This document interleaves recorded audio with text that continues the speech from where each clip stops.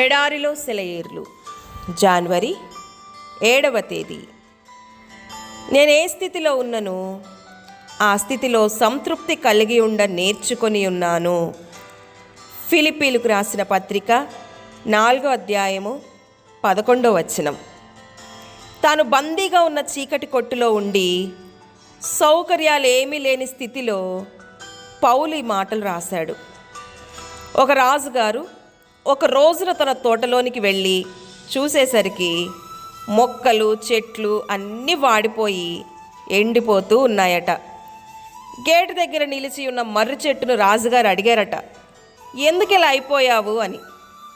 కొబ్బరి చెట్టు కంటే నేను పొడుగ్గా లేను కాబట్టి నాకు జీవితం మీద విరక్తి పుట్టింది అని చెప్పిందట ఆ వృక్షం. కొబ్బరి చెట్టు ఏమో తనకి ద్రాక్ష పళ్ళు కాయలేవని ఆత్మహత్యకు సిద్ధపడి ఉంది. ద్రాక్ష తీగేమో నిటారుగా నిలబడలేనే అని దిగులుతో కృషించిపోతున్నది. బంతి మొక్కేమో తన పూలకి సంపంగిలా వాసన లేదని నిరాహార దీక్షలో ఉంది. చివరికి ఒకరోజు సన్నజాజి తీగ మాత్రం నిండుగా పచ్చగా కనుల విందుగా కనిపించింది. రాజుగారు అన్నారు, సన్నజాజి, కనీసం నువ్వన్నా పచ్చగా కలకల్లాడుతూ ఉన్నావు. ఈ తోటంతా నిస్పృహ చెందిన మొక్కలే కనిపించాయి. నువ్వు చిన్నదానివైనా ధైర్యంగా ఉన్నావు, సంతోషం. అప్పుడు సన్నజాజి అందట, రాజా, మిగతా మొక్కలన్నీ తాము మరెవరిలాగానో లేమో అని బాధపడుతున్నాయి.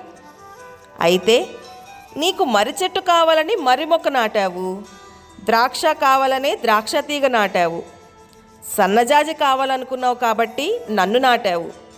అందుచేత నేను సన్నజాజిలాగానే ఉంటాను, మరెవరిలాగానో లేననే నిరుత్సాహం నాకెందుకు? కొంతమంది చేస్తారెన్నైనా మహత్తులు, పంతమెందుకు, నీ పని నీదే.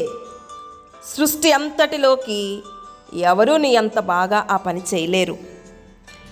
పూర్తిగా దేవునికి చెందిన వాళ్ళు ఎలాంటి పరిస్థితుల్లోనైనా సంతృప్తిగానే ఉంటారు. ఎందుకంటే దేవుని చిత్తమే వాళ్ళ చిత్తం. ఆయన ఏం చెయ్యాలని కోరతాడో అదే ఆయన కోసం చెయ్యాలని వాళ్ళు కోరుకుంటారు. తమకున్న ప్రతిదాన్ని వాళ్ళు వదిలేసుకుంటారు. అలాంటి నగ్నత్వంలో అన్ని వస్తువులు తమకి నూరంతలుగా తిరిగి సమకూరడం వాళ్ళు చూస్తారు. దేవుడి మాటలను దీవించునుగాక. ఆమెన్.